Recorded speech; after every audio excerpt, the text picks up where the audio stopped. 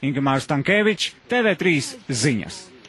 Ir pienācis izšķirošs brīdis, lai nodemonstrētu, kas ir īstie saimnieki šajā zemē.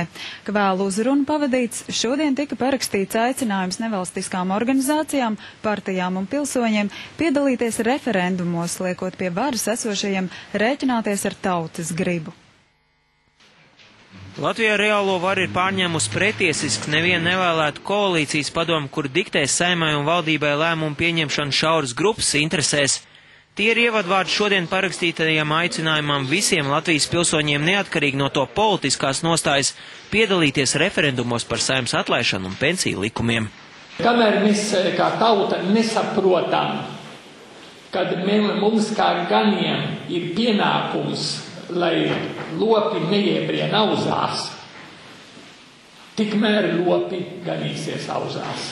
Oskars Vailds ir teicis tāds skaists vārds. Nav manos spēkos mainīt vēja virzienu, bet es vienmēr varu pagriezt savas būras tā, lai mans kuģis sasniegtu mērķi. Tad mums ir jāpagriež, mums ir jādara tas. Dažādu politisko un sabiedrisko organizāciju pārstāvji kopīgi iecerējuši veidot biedrību, kur vākt ziedojumus, lai mudinātu sabiedrību nepalikt malā. Viņi ir pārliecināti, ka tas izdosies, par to liecinot jau savākto balsu skaits. 3 cilvēki, 3 pilsoņi, pensionāri ierosināja lietu un izgāja tautā, un viņi tagad baidās kā no valsts apvērsuma, no šī pensiju grozījumiem. Reklāmas naudas vākšanā piedalīsies visas Saeimas labējā opozīcija, kur notikušais spējas konsolidēt.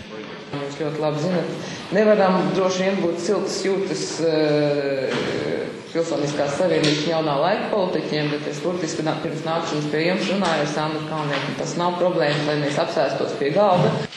Jo nākamnedēļ tikšot dibināt biedrību par tautas tiesībām, kurā piedalīsies gan Aigars Štokenberg, gan Sandrs Kalniets vadītie politiskie spēki, kā arī jaunais laiks.